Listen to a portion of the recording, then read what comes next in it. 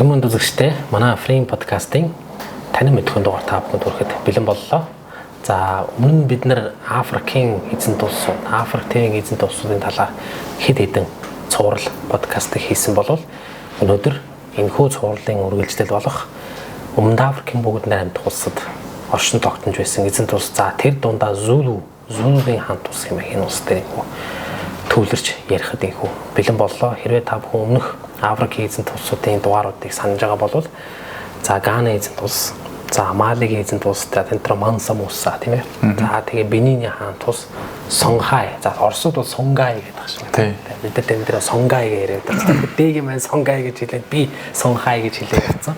За тэр улсуудын тухай ярьсан бол өнөөдөр бид нэр за Зулучуудын англичуудтай хийсэн дайн их алдартай. Тийм ээ. Тэгэхээр өнөөдөр Зулугийн хаант улс ер нь Өмнөд Африкийн бүгд 8 улсад ямар одоо бас эзэн дүүлгүүд оршиж байсан. Ер нь ингээл Африк төв гэхээр л нэг бүдүүлэгтэй л нэг л бомбор нүдэл улсууд гэж үздэг байсан бол ер нь энд бас ийм томоохон эзэнт гүрнүүд соёл иргэншлүүд бас оршин тогтножээ гэдэг ийм одоо сүүл судалгаанууд гарсан. За тэгээд энэ цуврал маань Зулу за тэрний иргэн тойронд хаант улсуудаар үргэлжлээд явна. За цаашлаад энэ дугаарууд маань бол Нубийн хаант улс, за Карфагеныг бол ярих хэрэгтэй баг. Этиопо ярих хэрэгтэй. За Great Zimbabwe бас ярих хэрэгтэй баг те.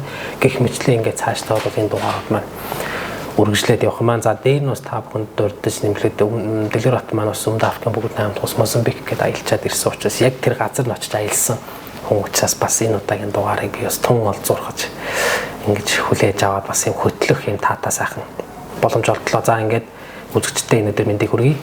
Дэлгэр баттаа бас энэ өдрийн мэндийг хүргье.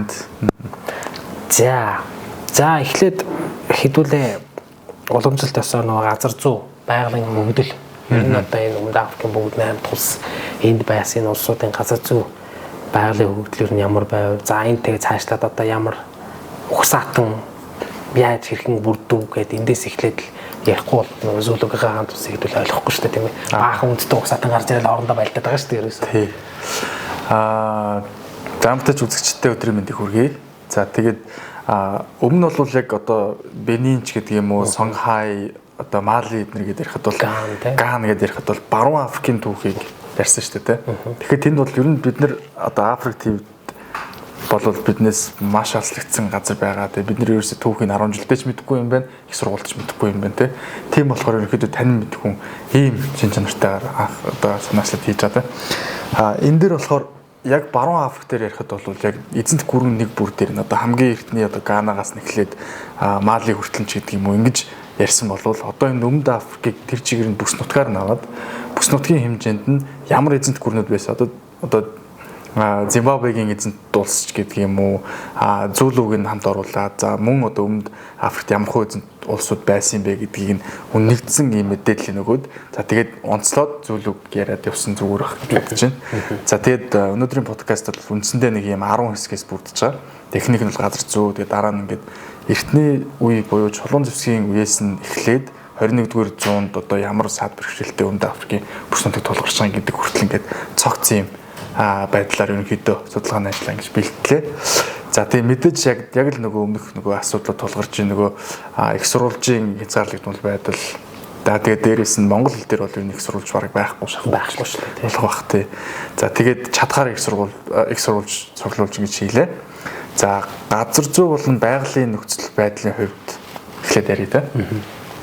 За Өмнөд Африкийн бүс нутаг нь бол Африк тивийн хамгийн өмнөд хэсэгт оршино. За тэгээд хязгаар нь бол хойд талаараа бол Замбезийн мөрнөр ерөнхийдөө Өмнөд Африкийг ингээд Төв Африкаас салгаж тусгаарлаад байна л да. Тэгээд Замбезийн мөрөн за мөн Калахарагийн цөлөөр хязгаарлагдж байгаа газар нутаг. За энэ бүсд болохоор одоо ямар одоо улс төрийн газрын зураг та бүхэнд байх юм бол харах юм бол энд бол бүгд найрамдах Өмнөд Африкийн бүгд найрамдах улс гэж байгаа. Дээрээс нь Ботсвана улс, Намиб улс, Зимбабве, Мозамбик, Лесото одоо хуучнаар Свазиленд буюу Сватины гих зэргийн улсууд ингэж багтана л да. Тэгэхээр би бол сая нэг сарын хугацаатай Өмнөд Африкт бол нэг тэмцээнд оролцоод хуралд оролцсон гот тэргээр бас судалгаа гэдэг би явууллаа л да. Тэгэхэд бол энэ улсуудын түүх бол ийм нийтлэг нэгдмэл нэг ийм түүхтэй юм байл л дээ. Ер нь бол Африкийн улсууд гэхээр Өмнөд Африк гэхээр зөвхөн Өмнөд Африкчууд байдаг. Эсвэл Мозамбик гэхээр зөвхөн Мозамбикчууд байдаг гэсэн ийм бол биш юм байл л. Тэгэхээр холдож ингэж оршдог учраас ингэж нийт нь ингэж хамтдагж ингэж ярьж байгаа. Газар нутгийн хэмжээ бүс нутгийн хувьд ярихад бол ойролцоогоор 3 сая хатгаад 400 км одоо Монголоос 2 дахин том юм бүс нутаг байгаа л та.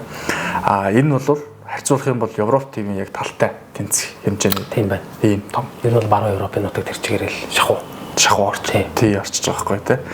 За байрлалын хувьд бол Өмнөд Африкийн баруун талаар бол мэдээж Атлантын далай, зүүн талаар нь Индикийн далай оршдог. За хамгийн өмнөд захын үзүүр нь бол Cape of Good Hope буюу сайн итгэлтэй хошуу оршино.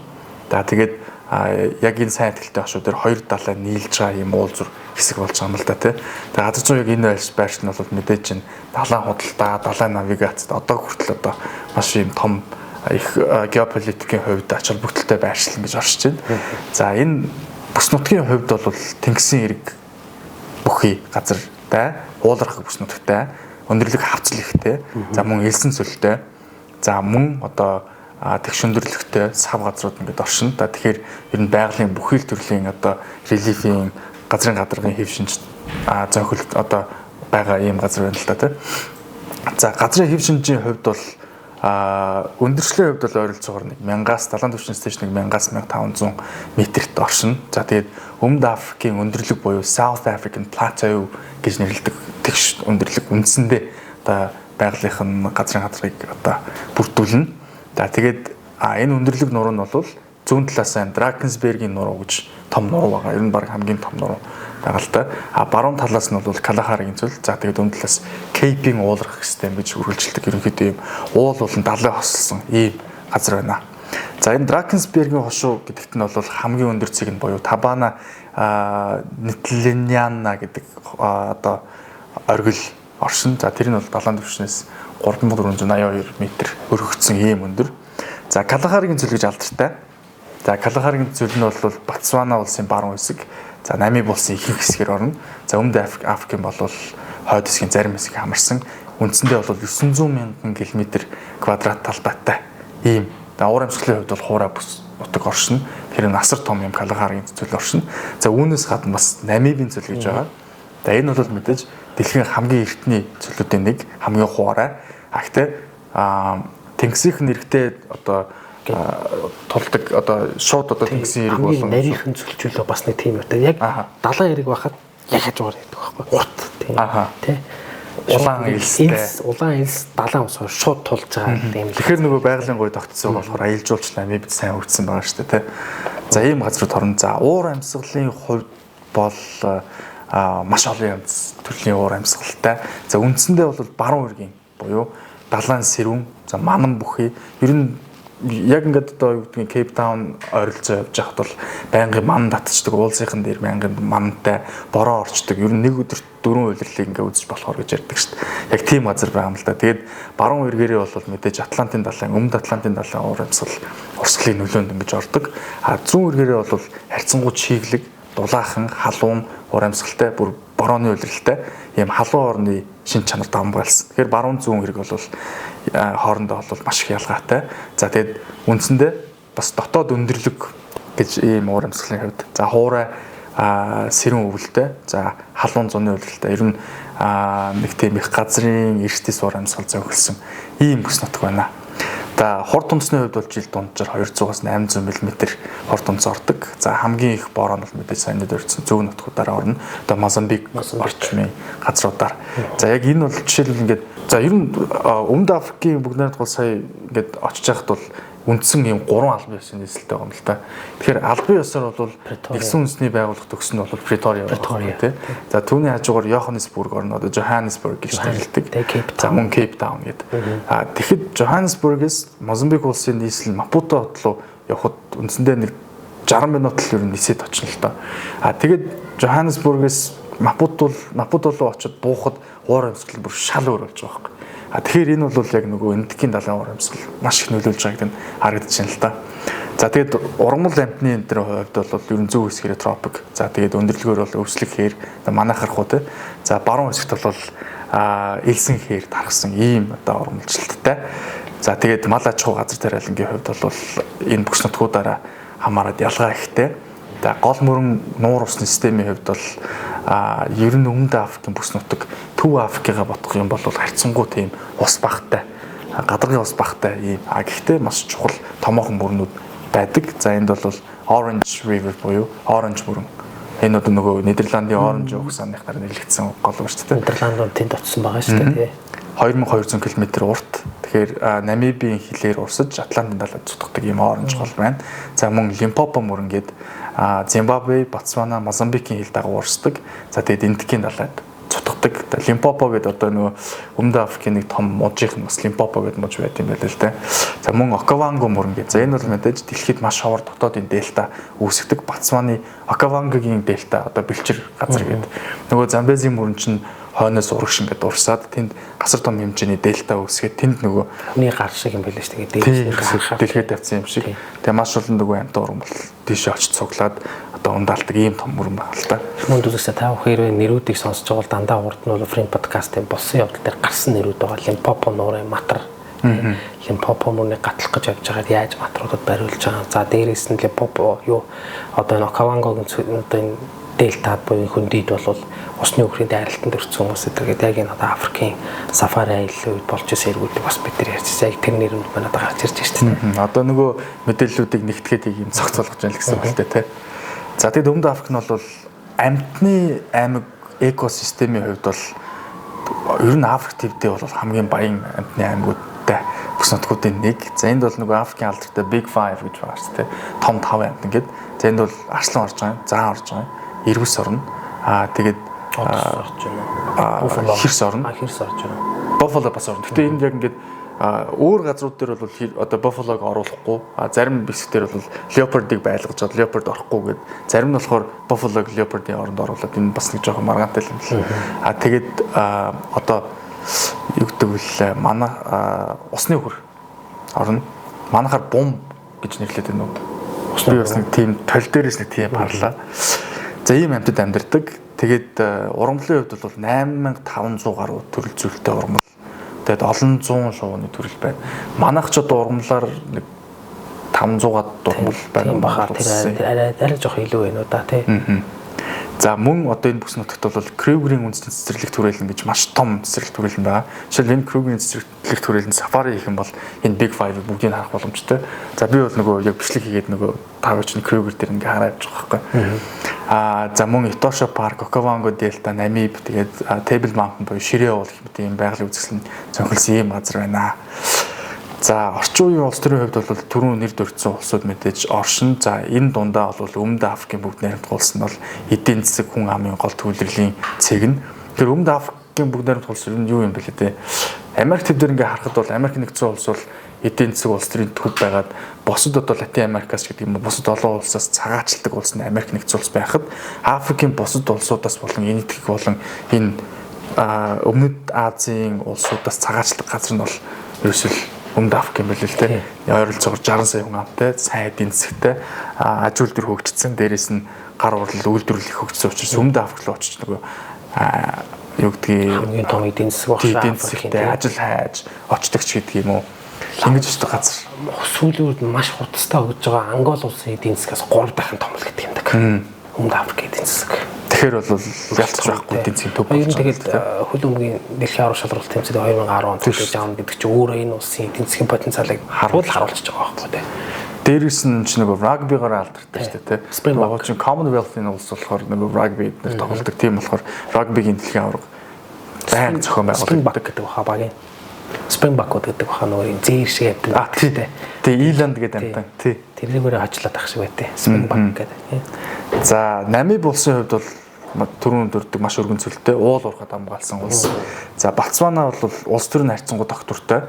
Мөн алмазны экспортоор бол дэлхийн тэргүүлэгч улсуудын нэг. За Зимбабве бол түүх газар тариалан сайтай мөртлөө улс төрийн хувьд докторгүй. За Мозамбик улсын хувьд бол далайн эргийн бомбууд чухал усан замын ач холбогдол бүхий бомбууд байгаа. Мапутогоос эхлүүлээд хойшлоод ингээд гол томоохон хотууд нь байна. За мөн Лесото, Эсватини гэх улсууд нь бол ер нь уулын вант улсууд гэж очтой юм байл л дээ. Тэгээд ер нь яг энэ нөгөө зуулуугийн соёлыг үргэлжлэл болж ихэнх одоо Лесото, Эсватини улсуудад гээд байна гэж.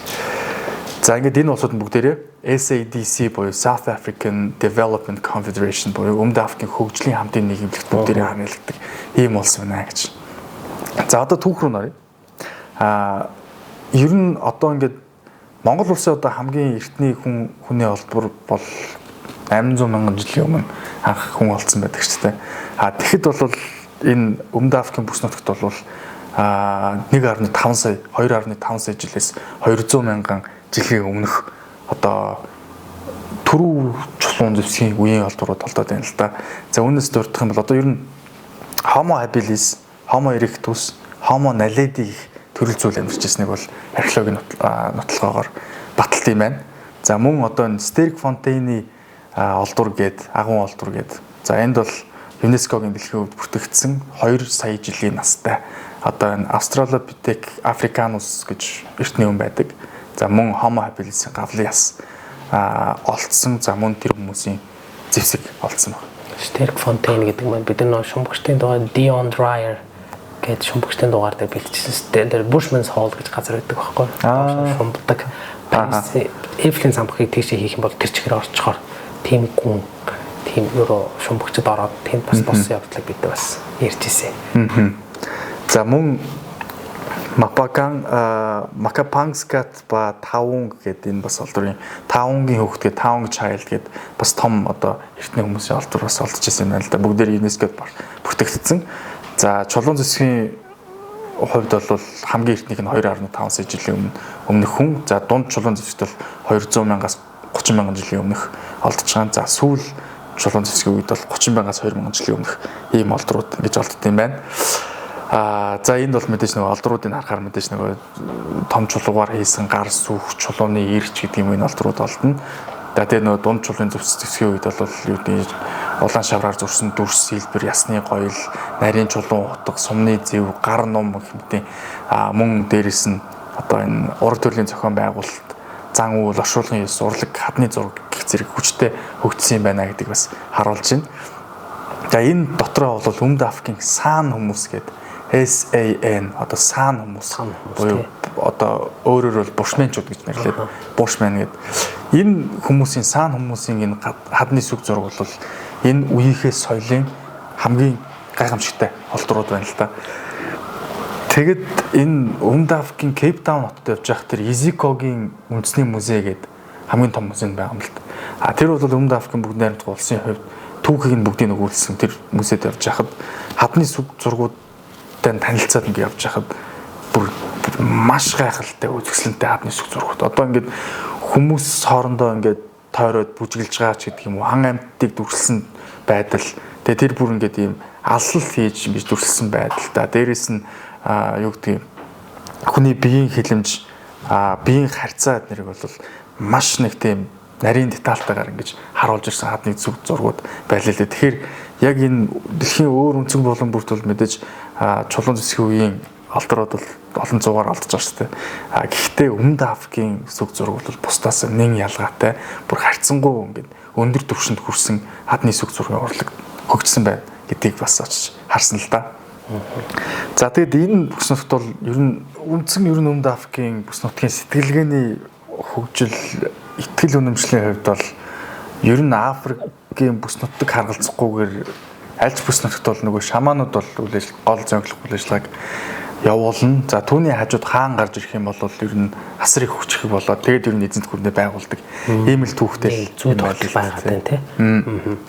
За тэгээд мөн одоо Өмнөд Африкийн саан овгийн хүмүүс гэдэг түрүүн хэлсэн тий. Энэ овгийн домогт бол Каген гэдэг бурхан байдаг юм байна л да. За энэ бурхныг бол Тэнгэрийн ноён анждын хамгаалагч гэж үздэг байсан юм байна. Маш олон мянган жилийн турш ингээд уламжлагдаад ирсэн. Одоо ч гэсэн Өмнөд Африкийн соёлд бол энэ Каген гэдэг бурхан бол голлох байр суурийг эзэлдэг. За тэгэд энэ саан хүмүүс гэдэг энэ бол бас их тийм сонирхолтой юм байна л. Ер нь Өмнөд Африкийн соёлыг харахаар саан хүмүүстээр түшгэлсэн тэр бүжиг дуу бол маш ихтэй. Тэгээд дээрэс нь энэ шаман маягийн хүмүүс нь бол нэг тийм юр бусын байдлаар хүмүүсийг эдгээдэг тийм одоо юунууд их байна л да. Одоо ч гэсэн одоо хүмүүс одоо овгийн зохион байгуулалтанд одоо хүртэл амьдарч байгаа хүмүүс бол эмнэлэг явах, хот явах гэхээс илүүтэйгээр саана хүмүүс рүү очиод бие илааршуулдаг. Тийм үтэл юм байна л. Тэгээ очиод ингээд саана хүмүүс нь одоо цээжин дээр нь гараад тавих, гэцийг нэлэх замаар тухайн хүнийг илааршуулдаг гэж үздэг. За тэгээ дээрээс нөгөө нөхдүүд чинь бас нөгөө бороо оруулахч гэдэг юм уу, янз янзын тийм зан үйл хийдэг ийм хүмүүс байл л да. Тэгэхээр энэ саана хүмүүсийг бүшмэн гэж нэрлэж байгаа. Ер нь Африкийн маш олон овг утгийн хүмүүсийг ер нь бүшмэн гэж нэрлэдэг юм байл л. Ганцхан саанчуудыг ч биш. Тэр утгаараа бид нар одоо нөгөө бүшмэнчүүд гэж ер нь монголчууд бараг сонсч байсан баха тий. Оросоор дамжиж. Тий. Бүшмэн хоёр бүшмэн явж ич гэдэг онгой энэ төр тогтсон. Зөвлөлтийнхэн Африкийг маш их судалсан байна. Ер нь ялангуяа Этиопуудыг ч гэдэг юм уу, нөгөө Сомалчуудыг ч юм уу, нөгөө коммунизм үзэл санааг оруулахын тулд орж ирсэн. Тэгээд бүшмэн гэдэг арай Ангол ч юм уу, тий Мозамбик ч юм уу тий. Одоо Мозамбик улсад очихоор жишээлбэл хотынх нь хамгийн гол төв өргөн чөлөө нь бол Карл Марксийн нэрмжит өргөн чөлөөч гэж байгаа шиг. Тэгснээр Хо Ши Минийн нэрмжит эмнэлэгч гэдэг юм уу тий. Энэ нөгөө Ким Ир Сений нэрмжит сургууль эднэргээд ийм нөлөөнд харагддаг. Тэр нөгөө бүшмэн бид нартай ингэж ийм ойрхон сонсогдож байгаа юм л л. За тэгээд ерөнхийдөө энд бол юу болсон бэ? Ямар угсаатнууд амьдардаг байсан бэ? Нүүдэл болсон юм уугүй юу гэдгийн талаар ярихад бол угсаатны бүтэц, хэл соёл, уламжлалыг нь ойлгохын тулд энэ бантугийн их нүүдэл гэдгийг бол ойлгох хэрэгтэй байна л. Банту хүмүүс гэдэг одоо Өмнөд Африкийн бүгд найрамд тулс ч юм уу эсвэл Мозамбикт ч юм уу явжгаад уучлаарай та банту хүн үү гэдээ асуух юм бол нөгөө хүн их уурлна. Яагаад гэвэл банту гэдэг нь одоо юу гэдэг юм Америкт одоо N word гэж байдаг те. Тэрнтэй адилхан банту гэдэг нь тэдний хувьд бол доромж утгаар илэрхийлэгддэг юм. Тэгэхээр нөгөө ямар овог тариалагддаг, ямар хэлээр ярьдаг гэдгийг нь статус. За эдгээр бол зүгээр хойд нутгаас ирсэн бантуучууд гэдэг байдлаар хандж байна гэсэн үг юм л л. Тэгэхээр тэр нөхдүүд яаж ирсэн бэ гэхээр одоо энэ Конго мөрний айс аваас Төв Африкт чинь маш том одоо хүний их тийм соёл иргэншил байсан учраас тэндээс одоо урагшаага нүүж Өмнөд Африкийн бүс нутгаар орж ирсэн ийм хүмүүсийг нийтэд нь одоо банту хүмүүс гээд энийг нь болохоор бантугийн их нүүдэл гэж нэрлэдэг байгаа юм байна л л. Энд бол ихэнхдээ Койсанчууд нүүж ирсэн. Койсан гэдэг нь болохоор ийм хоёр овгийн нийлбэр ийм хүмүүс. Одоо Койкой хүмүүс гэж байна. Бас л одоо хэлний хувьд бол дархлаатай, соёлын хувьд дархлаатай. Саана хүмүүс бол нөгөө саана хүмүүс. Эднийг нийлжид Койсанчууд гэдэг. Бас ер нь Өмнөд Африкийн томоохон этнографик үүсгдэг Койсан хүмүүс гэдэг. Ийм угсаатнууд ингэж хойд нутгаас ингэж нүүж ирсэн гэдэг. За энэ нүүдэл нь бол ойролцоогоор манай эртний өмнөх 1000-аас манай эртний 500 хүртэл ойролцоогоор 1500 жилийн турш Төв Африкаас Өмнөд Африк руу нүүсэн их нүүдэл байжээ. За нүүдэл нь бол түрүүний хэлдэг Конго мөрөн болон Камерун мөрний айс аваас өмнөд болон зүүн зүг рүүгээ ингэж нүүдэлж ингэж суурьсан гэдэг. Яагаад Төв Африкаас ингэж их хэмжээний нүүдэл 1500 жилийн турш болсон бэ гэхээр тухайн үеийн газар тариалангийн өргөжлөлттэй холбоотой болон төмрийг хэрэгжилж гисэн. Нөгөө төмрийн түрүү эхэлж байгаа шүү дээ. Ингээд нөгөө бантуучууд илүү хөгжил шинтэй газар хайгаад ингээд явсан. За мөн нөгөө газар тариалангийн өсөлттэй хоол хүнсний элбэг дэлбэг байдлаас шалтгаалаад хүн амын өсөлт гарсан учраас нөгөө тэлээд ирчтэй. За мөн тухайн үед бол энэ Төв Африкт бол уур амьсгалын томоохон өөрчлөлт болжээ. Тэгээ зарим одоо газар нутаг нь бол хатаж бэлчээр нь бол их багассан. Төв Африк гэдэг маань ерөнхийдөө Сахарын бүс хойхон талд нь байгаа. Сахараас урагшаас Сахелийн бүс гэж байдаг байхгүй. Сахелийн бүс гэдэг тэндээс чиглэж Төв Африкийн ширэнг буюу Конгийн ширэнг орж ирж байгаа. Тэгэхээр яг энэ Төв Африкийн Конгийн ширэнг болон Сахарын цөлийн голын дээр Сахелийн бүс тэр нь аюул их уур амьсгалын өөрчлөлт болоод тэр нь бол эргээд цагуур уур амьсгалын өөрчлөлт болонгод хүмүүсийн эрхэлдэг аж ахуйд нөлөөлж эхэлж байгаа. Тэгээ тэнд ер нь байх уу, үлдэх үү, суух уу, нүүх үү гэдэг асар их хэмжээнд тэнд шийдэгдэх юм байна л да. Одоо ч гэсэн ер нь Африк тийм хамгийн тогтворгүй бүс нутаг тийм байхгүй. Хөдөлгөөн гардаг, бослог гардаг, янз бүрийн үмэн болдог тийм төрийн эргэлт болдог эсвэл ерөөхдөө голдуу тэр хэсгээр байгаад тийм Сахелийн бүсээр гэсэн үг л дээ. Тэгэхээр тэр Конго мөрний айсав Төв Африкийн нутгаас л нөгөө газраас чинь төмөр нээсэн нөхдүүд чинь урагшаа ирээд л тухайн үеийн Өмнөд Африкийн бүс нутагт байсан нөхдүүдийг цааш нь төрсөн байна л да. Тэгээд хоорондоо холилдоод маш өвөрмөц хэл соёлыг үүсгэж ингээд явсан байна гэж.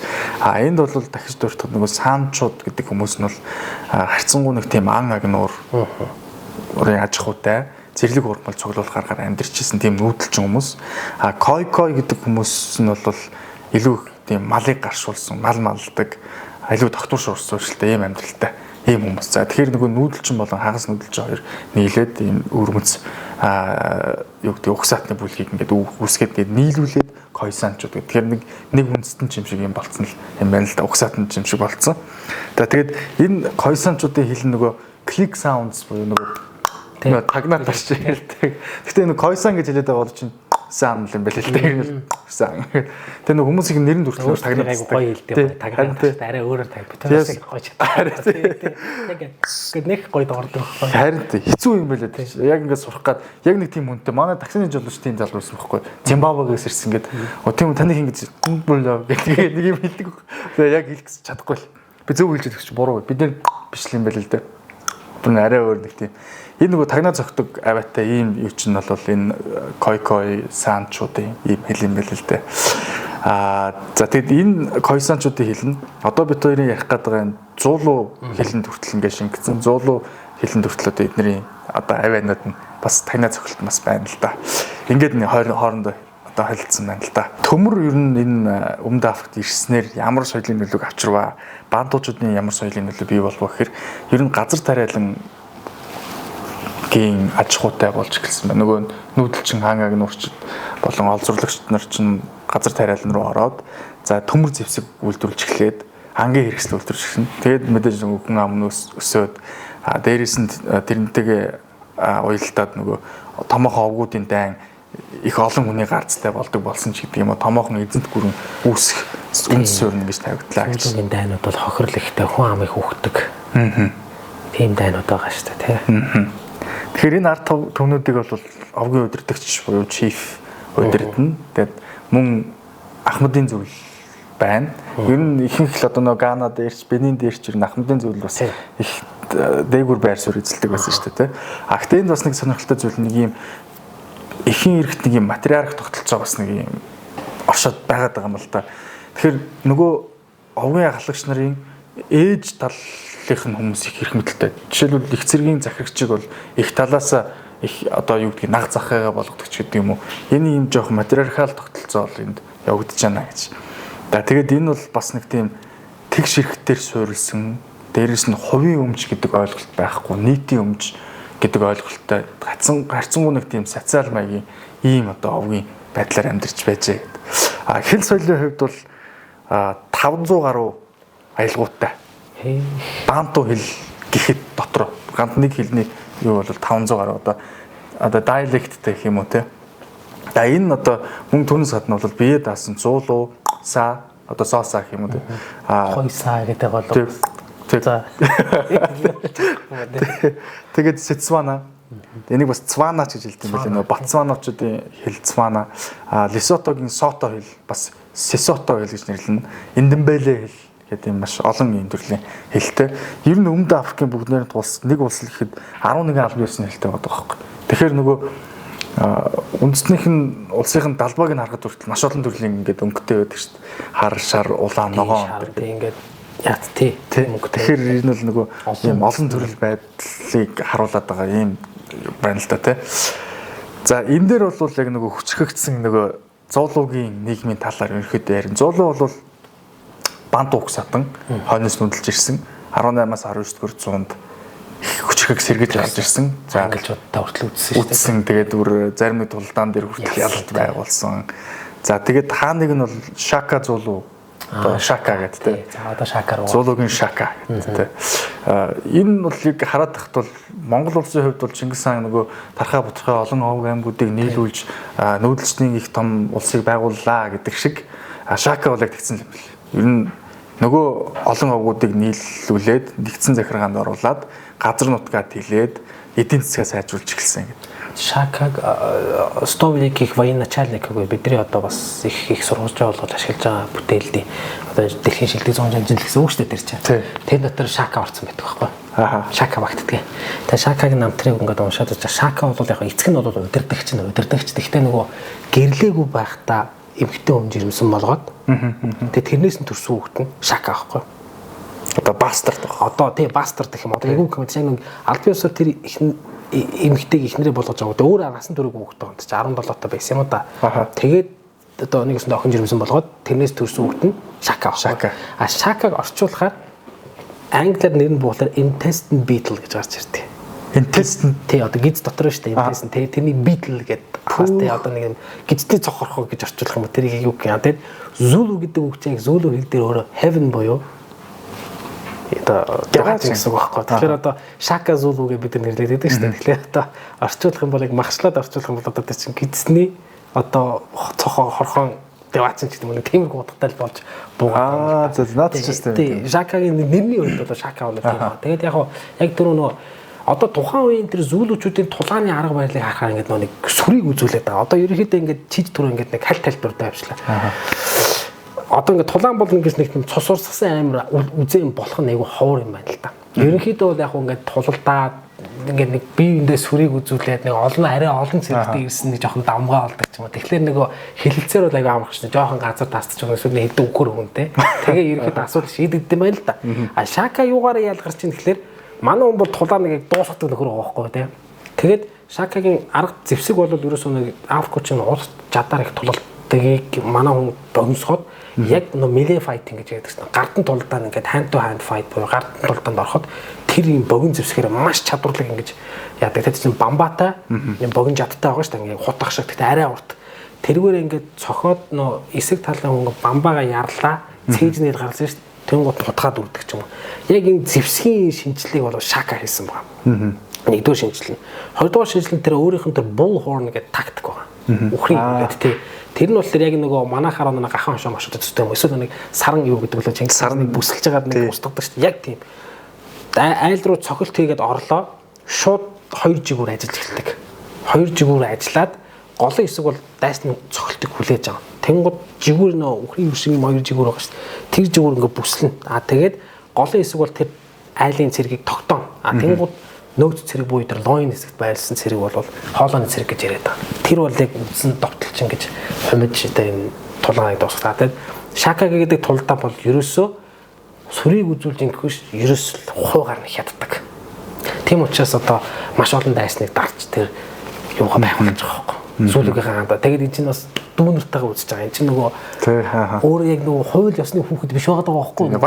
Бастард байгаа байхгүй. Тэгэхээр дүүнэр нь хүлээж өрөхгүй байгаа. Тэр чинь дүүнэр яг нөгөө гэрэлснийхэн дараа мараа гарч байгаа байхгүй. Тийм учраас өөрөө бол эхэндээ тэр өөрийнх нь тэр нэг юм ширүүн тулааныг дуусгадаг цуснд дуртай энэ чанарыг тэр Dingus Wayo гэдэг удирдагч нь олж харсан байгаа байхгүй. Тэр Zwede юм гэдэг баахан нэрүүд гарна л да. Тэгэл яг тэдэр зүтгэж байхдаа өөрийнхөө байлдааны тактикийг улам боловсронгуй болгоод тэр сүйд нөгөө хэдэн ч тэгж тулддаг болсон байгаа байхгүй. Өсөлтөгчд мөртл тэрийг сурна шүү дээ мэдээж. Яг тэр аргаар тулддаг болсон байгаа байхгүй. Мань үний бас нөгөө ер нь цэргийн шин тактикийг оруулж ирсэн гэдэг дээр бас бамбайн дэглэм гэдэг шлога гэж нэрлэгддэг. Яг бамбаа байгаа шүү дээ. Тэр бамбаа нь одоо шил нөгөө Swatini улсын төрийн талбай дээр байдаг бамбаа байгаа хөө. Тэгээ нөгөө бүжиг наадмыг хараад байхаар нөгөө бамбаатай бүжиг хийдэг юм байл л дээ. Тэгээд яг тэр бамбаан дэглэм бас нөгөө жад их тийм урт юутай ийм урт тийм жад хэрэгэлдэг байсан. Дээрээс нь ийм урт том бамбаа хэрэгэлдэг байсан. Жижиг болгоод тэгээ илүү нөгөө хэрэглэхэд амар болоо. Таны нөгөө гардан тулаанд оруулахад. Тэгээд одоо нөгөө Shaka-гийн зураг гээд Google-с ингээд хайхаар их тийм урт бамбаатай уртын жадтай юм зураг гарч ирнэ. Гэхдээ мань нөхөр бол нөгөөдгийг илүү багасгасан байгаа шүү дээ. Ер нь бол Африкийн Наполеон гэж нэрлэдэг юм байна шүү дээ. Shaka гэж. Наполеон гэж нэрлэгдэхээр нөхөр хэлээд тэр байлдааныг харахаар бол. За одоо нөгөө Өмнөд Африка ярьж байгаа юм чи эхлээд нөгөө за зүүл бол ерөнхийдөө нэг юм хөө. Гэхдээ мэдээж илүү ингээд детальчилж ингэж ярина. Гэхдээ өмнө ямар хаант улсууд байсан юм бэ? Ямар худалдааны замууд байсан бэ гэдгийг ярих хэрэгтэй баг тийм. Ер нь төрийнх нь анхны зохион байгуулалт бол 900-аас 1600 оны хооронд үүссэн байна л да. Тэгээ дээрэс нь энэ Мапунгубвегийн хаант улс гэдэг хамгийн ихнийх нь хаант улс бол ер нь Өмнөд Африкт Мапунгубве гэж одоогийн Зимбабwe улсын ойролцоос төрүүлжсэн юм улс байна л да. Мөн түүний дараагаар одоо агуу Зимбабвегийн хаант улс Great Zimbabwe гэж гарч ирсэн. Ингээд нөгөө хаант улсууд чинь бие бинийгээ залгамжлал ингээл явж байгаа шүү дээ. Ийм хаант улсууд байжээ гэд. Энэ Мапунгубве гэдэг нь бол нөгөө Limpopo голын ойролцоо бол төлж исэн ийм улс байна гэж. За тэгээ төлөвлөсөн засаглалтай. Тэгээд бас нөгөө анги давхаргийн ялгаа үүссэн. Яагаад гэвэл нөгөө хаан толгод дээр байрлалт юм байна л да. Ер нь толгодын дээр хаан өөрөө нэг юм ордон маягийн юм байгуулад тэгээ хамгийн анхны Африкийн одоо томоохон анги давхрын ялгааг жишээлбэл энэ Мапунгубегийн хаан тулс дээр гарч ирж байна гэдэг. За тэгэл нөгөө хаан бол нөгөө тэнгэрээс гаралтай бурханлаг юм гэдэг дээр эдийн засаг нь бол бас л нөгөө байгалийн баялаг тэгээд дээрэс нь зааны яс арьс шир үр тариахаар ер нь мал зарилж байгаа. Би энтэйгээ малаар их харилцдаг. Мөхөр их үнэтэй. Мөхөр ямаагаар их бас харилцаж яадаг байсан юм шиг. Дандаа нөгөө бартерийн солилцооны худалдаа хийж байгаа. Байхгүй тий. Солилцоогоор л үзэгддэг тий. Худалдаа бол арабуудтай, персүүдтэй холбогдчих юм эдийн засгийн хувьд бол холбоотой байж байгаа. Арабууд бол аль эртнээс ер нь өмнөд Африкт болсон л байлаа шүү дээ. Ер нь хаасаагүй арабууд ч нэмдгийн далайн зах хязгаараар бол тэр чигээр нь явсан байлаа л дээ. Тэгэхээр нөгөө олдруудаас нь бол нөгөө перс маягийн варч гэдэг юм уу, араб маягийн алчуур болдог ч гэдэг юм уу. Эднээс нь ингэж хэлээд байгаа юм байна л да. За агуу Зимбабве нь болохоор 1100-аас 1450 оны хооронд төвлөж исэн.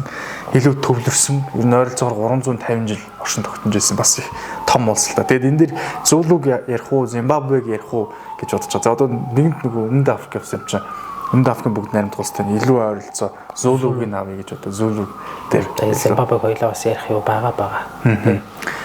Зимбабве дээр бол нөгөө том чулуун байшингийн архитектор нь бол их тийм алдтай юм байл л да. Ер нь 10 метрийн өргөнтэй, өндөртэй 5 метрийн өргөнтэй дан чулуугаар барьсан ийм хан цайз бэхлэлттэй.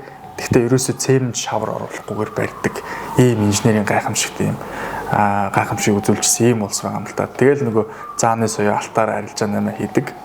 Тэгээ ийм байна гэд.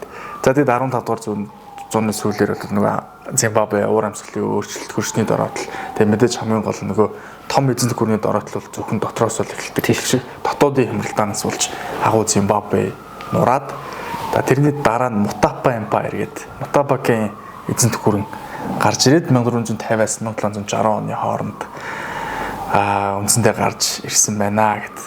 Тэгээд энэ Мутапагийн хаан тулс бол Португалийн худалдаачтай хамгийн анх холбогдсон Африкийн хамт улс юм байна. Ер нь Португалчууд ч одоо нөгөө сайн ихтэй хошууд ойроод энтгийг нээж бас гэдэг юм да. Талчтын дугаар дээр хэдүүлээ ярьсан. Тэгэхээр Португалчуудтай одоо энэ Мутапагийн хамт улс худалдаа намаа хийгээд за тэгэд 16 дугаар зуунаас аажмаар Португалчууд дамгаалж эхлээд ер нь нөхдүүдийг тархицсан юм байл л дээ. Худалдаа арилжааны байдлаар. За тэгээд ер нь колоничлалын үндэс одоо энэ Өмнөд Африкаас ингээд тавигдж байна гэдэг. Далайн болон хуурай зам гэж мэдээж хоёр байгаа. За далайн худалдаа бол Сафала, Момбаса, Килва зэрэг Свахили эргийн боомтууд зүүн Африкийн худалдааны гол төв байсан. За Араб, Перс, энэтхэг хятад худалдаачид энэ бүсээр дамжаад алт заанаас халууногоо торго зэрэг бараг ингэж солилцдог. За соёлын хувьд бол ислам шашин, араб бичиг, шинэ урлагийн хэм маяг болж орж ирж байсан байна. Гэхдээ одоо Өмнөд Африк руу очих юм бол ер нь христийн шашинд хамгаалсан нөгөө хожуу үеийн түүхэн л мэдээж нөгөө Нидерланд, Их Британтай холбогддог учраас тийм ээ. Хуурай зам дээр бол таны хэлдэг нөгөө үхэр мал аж ахуйн солилцоо. За мөн гар урал ер нь дандаа мотор хийдэг. Тийм улсууд байлаа л та тийм. За энэ Зулу улс болон Зулу улсын Шака хааны ирэн гэж нэг ойролцоогоор 12 жилийн турш төр барьсан юм байлаа л да. 1816-аас 1828 оны хооронд Шака яг хаанчилж байсан. За тэгэд энэ бас Зулу гэдгийг бас нөгөө heaven гэдэгтэй адилхан бас heavenly people буюу одоо Деважингийн хүмүүс, сүл тэнгэрийн хүмүүс гэсэн ийм утгатай үг гэж бас тайлбарлаж байна те. Авирлаг үлдээ хэд чинь байлдах таваар алж өгсөн билээ шүү. Ерөөс тэнгэрийнээс эсрэг өө. За тэгээд 18 дугаар зууны сүүл үеихэд бол энэ бүс нутагт бол маш олон жижиг овг аймагуд амьдарч ирсэн. Зулуугаас гадна бас нөгөө Мететвачууд, Индвандвечууд, Квабечууд маш олон овг аймагуд байжээ гэд.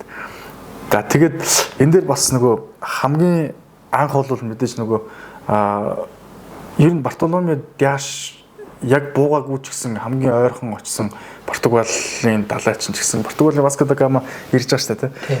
Тэгээд Кейптауны ойролцоо сайн ихтэй хошуун дээр буугаад хөлгөө засаад хүнс болон хүнсний хангамж, усны хангамж авчаад тэгээ цаашаа тойроод яваад өгсөн юм байл л дээ тийм. Нөгөө байнгын суурин ерөөсөө байгуулаагүй. Харин Нидерландууд дараа нь 1600 оны үед ирээд Cape Town гэдэг баг шүү тийм. Cape Town хотыг байгуулж байгаа шүү дээ тийм. Тэгээ одоо тэд нар ч буурчуудыг өгдөг цулж тараад байгаа шүү дээ. Ерөнхийдөө бол баг. Тий. Буурчууд тийм. За буурчууд гэдэг одоо Нидерланд гаралтай хүмүүс. За тэгэд мэдээж нөгөө хамгийн чухал одоо далайн хөдөлгөөний зангилаа хэсэгт оршиж байгаа учраас эдийн засгийн хувьд мөнгө олон, дээрээс нь газар тариалан эрхлэнэ. Тэгээд ерөнхийдөө нэг юм суурьшмал юм аяг үүсээд хот нь тэлжижсэн байна л да. Ингээд ер нь англичууд их тийм хожуу орж ирсэн харагдаад байгаа юм л да. Тийм шүү дээ. Англичууд бол бүр нэлээд хожуу 1800 эдэн он ч удаа.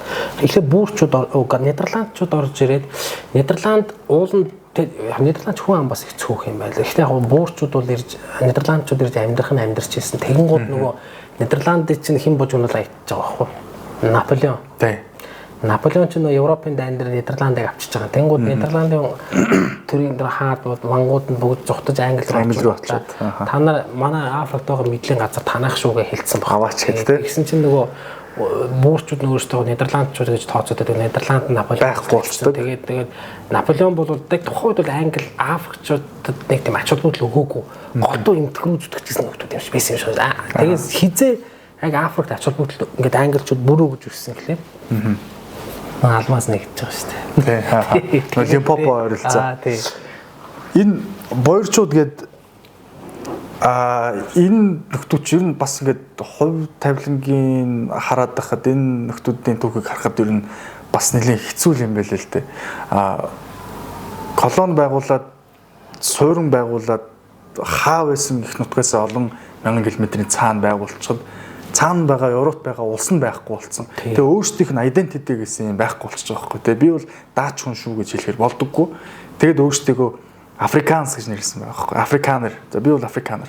Тэгээд мөн ганцхан гэхдээ бас даачууд байгаад байхгүй. Хажуугаар нь германчууд ирж байгаа юм. Францаа гаралтай хүмүүс очиж суурьж байгаа. Тэгээд энэ хүмүүсийн хэл хоорондоо нэгдээд за мөн англи хэлнээс бас үгнүүд аваад тэгээд нэг юм маш сонирхолтой шинэ хэл үүснэ одоогийн Африканс хэлийг хараад байхад ерөнхийдөө нэг тийм герман ч юм шиг, Нидерланд ч юм шиг, англи ч юм шиг нэг ийм дундын ийм сонир хэл байгаа байхгүй тий. Тэгээ ийм хэлийг үүсгэсэн. Тэгээд 1806 онд бол анх британчууд бол Кейпийн колонд бол батсан юм байна. Ингээд нөгөө боёрчууд чинь одоо шахагдж түрэгдээд за тэгээд нөгөө фермер хүмүүс л ууштай газар тариалаа. Тийм учраас нутгийн гүнлүү шахаж ороод за тэгээд яг нөгөө зуулуутай яг таарж байгаа ийм үйл юм байна л да 1800-ад оны үехээр. За энэ боёрчуудын даачуудын нүүдлийг бол the Great Trek гэж нэрлэдэг юм байна л да. Их нүүдэл их одоо юу гэдгийг гэж нэрлэдэг юм байна те. Ингээд хамгийн анхны мөргөлдөөн бол зуулуу боёр нарын мөргөлдөөн гэж хооронд болсон байна. 1830-ад онд бол тухайн үеийн зуулуугийн хаан Динган гэдэг хаан анх цагаачтай мөргөлдсөн. За ингээд 1838 онд боёрын удирдагч Пит Ретиф гэж хүн байсан байна. Тэд нөө Динган гэж нөгөө удирдагчтай хамт гэрээ байгуулах юм зорилготой уулна очоод зуулуугийн хаантай очоод уулзаад гэрээ байгуулчихсан. Нөгөө зуулуугийн Динган чинь бүх нөгөө дагалдагчдын хамт бүгдийг цаацалсан байгаа хэрэг. Модоор зүгч алсан байдаг шүү дээ. Бүгдийг ингээд барьж авч чирж эхлээд уулзаад ч хоол моол гэдэг айгу сүрхий хэлж агаад дараа нь шууд хүмүүсээ дуудаж ирэх нөгөө буурчууд чинь барьж аваад уулын ороор бүгдийг чирж гаргаж байгаа юм мун байдаг шүү дээ. Том мунаар бүгдийг бяц цогж алсан байдаг байхгүй. За ингээд харилцаа бол амар болж байгаа шүү дээ. За тэнгууд нөгөө ард нь байгаа нөхдүүд ч үгүй яаж ийна гэдэг. Манай удирдагчийг яаж ийна гэдэг боёрчууд 1838 оны 12 дугаар сарын 16 гэдэг. Энэ 12 сарын 16-ныг Өмнөд Африкийн цагаан арьстай Нидерланд гаралтай ард түмнүүд бол маш том баяр болгож тэмдэглэдэг юм байлээ л дээ. Цусан голын тулдаан гэдэг Battle of Blood River гэдэг. Battle of Blood River тий. Энэ тулдаан болоод амар юм болсон шүү дээ тэр чинь. Зуулуугийн талаас бол 12,000 зэрэг гарч. Боёрчуудын талаас бол 470 гаруй зэрэг ингээд тулцсан байна. Эхлээд нөгөө морин тэрэгт очиж байгаа байхгүй. Айхтар тэр чинь голын ирэг рүү. Тэнгуутаа морин тэрэг дотор дандаа буутай ирчүүд байгаа байхгүй нөгөө юунууд нөгөө буурчууд. Тэгээд тэр чинь морь тэргүүд ингээ хүрээ болгоод тавьсан. Нөгөө зүүлүүчүүд чинь гадна талаас нь товтолж байгаа байхгүй. Нөгөө дотроос хамгаалж байгаа. За тэгээд тэр чинь жинхэнэ цус гол гэдэг чинь тэнд болсон да. Тэгэхэд бол энэ манай ч нөгөө даачуудын талаас бол баг хохирол маш бага амсаад зуулуугийн талаас 3000 ам алдчихж байгаа байхгүй тий. Тэгээд ийм дайм болоод тэгээд ер нь бол нэг хэсэгтэй л ер нь зуулуучууд бас хамт наг дарагдсан юм байл л дээ тий. Дараа нь бол Динган гэдэг нөгөө өдөртөгчийн хүү Импанда гэдэг гарч ирээд за тэгээд одоо Импандагийн хүү Чичвая гэдэг эсвэл Сечвая ч гэдэг юм уу. Ийм Динжисвая биш үү тий. Чичвая эсвэл Сечвая бас нэрнүүд нь бас их хэцүү тий. Хаан болоод за тэгээд ер нь зуулуугийн улс төр цэргийн зохион байгуулалтыг дахиж Чичвая одоо шинжилж ингэж гарч иржээ гэдэг. За тэгээд 1872 онд бол Чичвая хаан ширээд суугаад за тэгээд нөгөө Шакагийн үеийн нөгөө цэргийн нөгөө Бамбай гэдэг тэр дэглэмийг бас дахиж сэргээж гаргаж иржээ гэдэг. За энэ Шичваягийн үед 1870 онд Зуулуу Английн дайн гэж тийм хэлж том дайн болсон шүү дээ. Англичууд орж ирээд нааднаас ч өмнө англичууд нь юу нээж гинөө да. Бяон цагийн андуурч магадгүй алмаз. Тэгээ за англичууд ч мөр улаараа л ороод ирж байгаа шүү дээ. Бүх хөрөнгө оруулалтууд тэндээс игдэл алмаз олчлоо хэлэрвэсээ дээ. Одоо ингэ Өмнөд Африкийн бүгд намд тусна алмаз ихтэй байхын юу ихлэл эндээс л тавьж байгаа юм л да. Тэгээ зүүлүүчүүд газар нутгийг хамгаална шүү дээ. Их Британий талаас бол мэдээж байгалийн баялагт хүрэх. За тэнд бол төмөр зам тавих гэдэг үндсэн гол үүтэй. Гэхдээ яг шууд эзэлчиж гээгүүл юм байл л дээ. Ер нь харилцан тохиролцъё гэдэг байдлаар хандхад ер нь нөхдүүд зуулуучууд бол газар нутгаар явуулахгүй гэдэг ийм байдлаас үүсээд 1879 оны 1 сарын 22-нд энэ Battle of Isandlwana гэдэг Isandlwana-гийн тулдаан гэдэг те. Зуулуугийн талаас бол 20,000 орчим цэрэг оролцоод Британий талаас 1800 орчим цэрэг. Гэхдээ нөгөө тоо бол юу ч өгөхгүй те. Нөгөө хамгийн гол нь зэвсэг тактик явагдаад байгаа шүү дээ. За тэгтээ зуулуу бол яг энэ Исандлванагийн тулдаанаар бол нөгөө их британчуудыг хөөж явуулаад ер нь одоо ялаад за ингээд 19-р зууны Европын армийг Африкийн уугуул ард түмэн ялсан хамгийн том тулдаан буюу Исандлванагийн тулдаан гэдэг. Ер нь Африкийн колоничлалын үед энэ Африк болон барууныхны хийсэн тулдаанд Африкчууд бол бараг одоо юу гэдэг 100 тулдаан тутмын 99-т нь ялагддаг. Исандлвана дээр харин том ялалт байгуулсан гэдэг. Эдний бас өөрсдийнх нь бахархал байна л да. Ийм тулдаан. За энэний дараа бол мэдээж тэгэл Британи илүү том арми явуулаад тэгэл дараа ичиж байгаа шүү дээ. Улуундгийн тулдаан гэдэг. Тэгээд зуулуугийн армиг ерөнхийд нь бот цохоод за ингээд тэгээд нөгөө британчууд ч нөгөө зуулуу гэдэг нэгдсэн захиргаанд байсан том эзэнт гүрнийг 13 жижиг захиргаанд ингээд хуваагаад Чичвая энэ гэдэг нөхөр их мэдлийн амтрал да. Тэгэл ерөнхийдөө колоничлалын зам руу гэл орчиж байгаа юм л да тий. Тэгтээ яг бодит байдал дээр бүгдийн зуулуугийн эзэнт гүрэн гээд зуулуугийн хүч, улс төрийн хүч суларсан ч гэсэн цаагаараа хэл соёл өөрсдийнхөө одоо identity-г бол хадгалж үлдсэн байна л да. Тэгэд одоо ч гэсэн ер нь Өмнөд Африкийн аль ч улсад очиод бол зуулуугийн соёлын үлдэгдэл бол маш их харагддаг. Хэл нь ч гэсэн үлдсэн байна.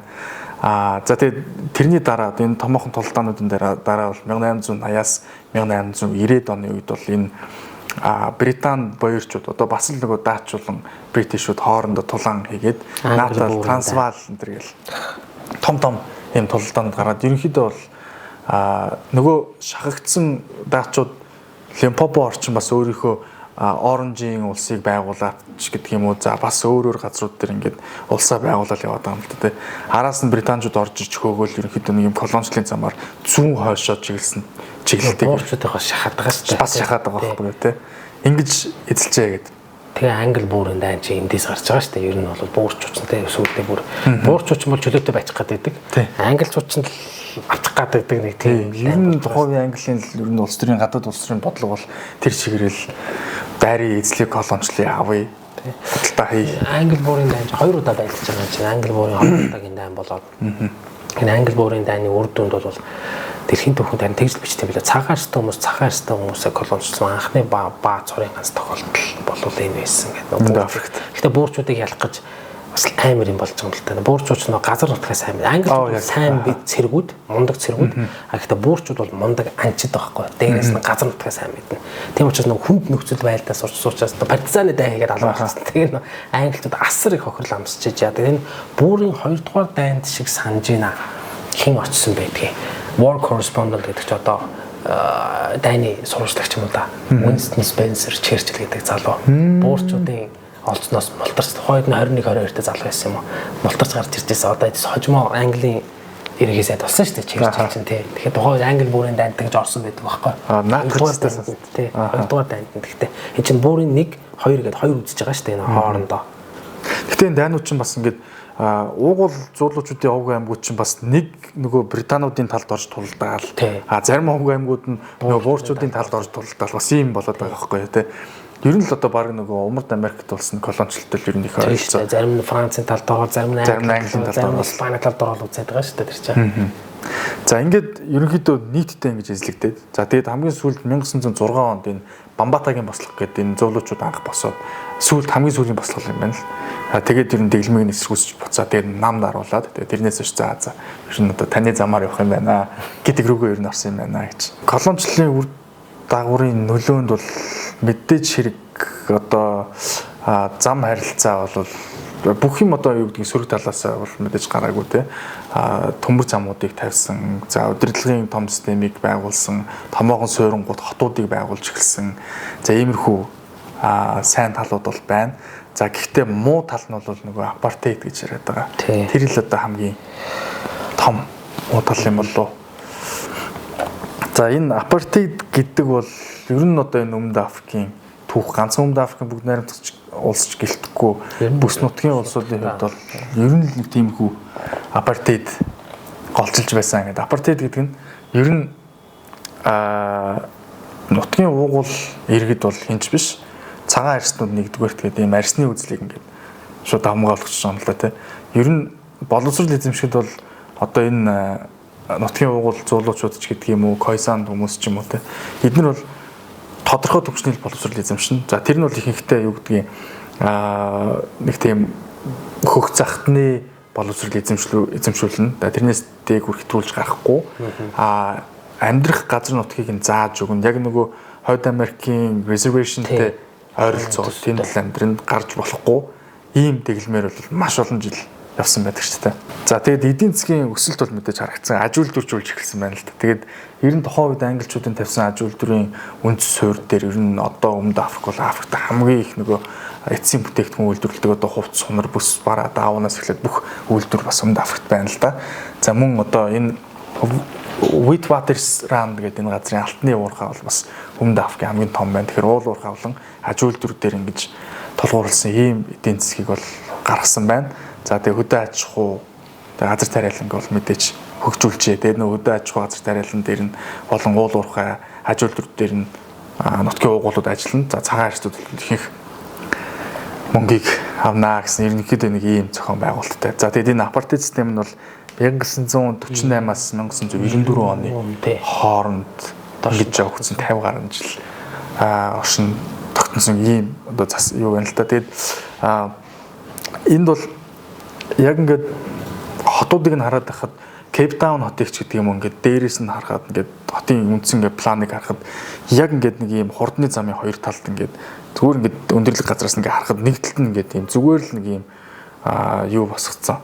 Сүрэл мөрлөн төр босгоцсон. Нэг тийм хайрцаг марцгаар ийм гэр шиг ийм сууц шиг юм хийчихсэн. Нөгөө нутгийн иргэд нь яг одоо хүртэл 2025 онд шүүд. Тэгэхэд нөгөө талд нэгс чи бүр өөрийн гэсэн виллатай, дотроо пүүлтэй, зөвхөн цагаан арьснууд амьдардаг ийм хэсэг байх чижээтэй. Тэгэхээр нөгөө апартейдын нөгөө үр нөлөө нь одоо хүртэл байгаад байна л да тий.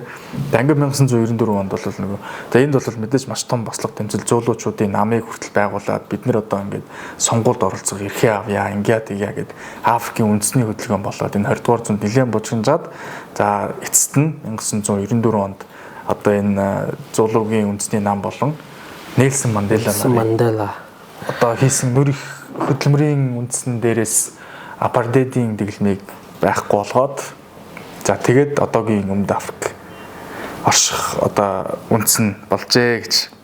За тэгээд одоо ингээд юу гэдэг юм бүс нутаг руу очиод ингээд аялаад гээд үзээд хүмүүстэй ингээд ярилцаад явж байхад бол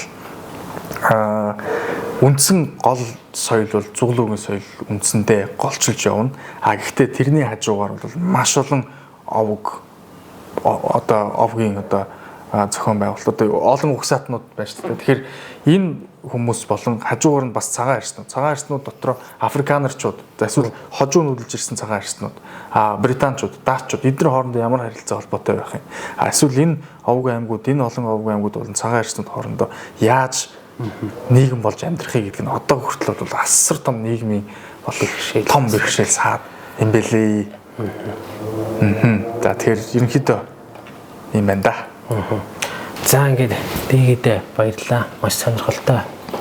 Зулугийн хаант бас ер нь Өмнөд Африкийн бүгд 8 улсын онцлог түүхийг яг өөрөө бас явж үзсэн болохоор айгүй сонирхолтойгоос гаргаж ирлээ. За энэ дээр яг Зулугийн эзэнт улсыг дээр бид нэр ер нь голдоо төвлөрч ярьлаа. За энэ Зулугийн англичуудтай хийсэнтэй ингээд за ер нь цаашдаа бид нар одоо жишээ нь бас Асантай гэж Ган хавцаа байна уу амар омог байгаа шүү дээ бас англичуудад дийлдэж өгдөг. Тэгэхээр 3000 зэрэгтэй Дакот орсон чинь 3000 зэрэг нударч хаяж анжных нь толгойг нь аваад гавлаа ясыг нь алттаа аяг хийсэн байж байгаа жишээтэй. Омгийн удирдагч нь англичууд. Тэгээд англичууд тэрийг басаж ингэж орсон байгаа байхгүй те. Эдгээр бол те хийж чадахгүй бол отолтонд оруулж байгаа бүгдийг алсан байдаг. Тэр Асантайчууд гэж бас гарах бах ярих бах ингээд өнөөдрийн дугаар бол их сурвалжуудаа хоёулаа танилцуулвал. Зөв нь ямар их сурвалжуудыг ерөө манай үзэгчид зүгээр цаашаа өөрсдөө бас судлаа сонирхох юм шиг гэвэл их сурвалжуудаа үзүүлвэл. За үндсэндээ одоо энэ Donald R. Morris гэдэг энэ автортай The Washing of the Spears гэдэг ном байна. Тэгээд A History of the Rise of the Zulu Nation under Shaka and its Fall in the Zulu War of 1879 гэдэг юм ном байна. Энд бол үндсэндээ нөгөө Зулу болон Британи даачуудын харилцааг ингэж голчилж авсан.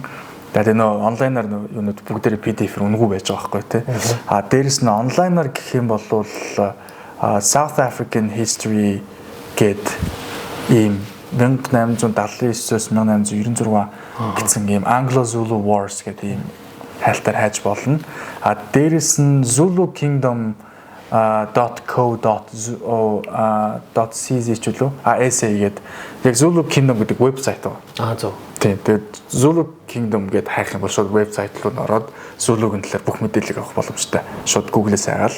За тийм мэдээж Британика Zulu-гийн талаар тэгээд The Cambridge History of South Africa гэдэг Өмнөд Африкийн түүх гэдэг ийм Cambridge-ийн гаргасан ном байгаа.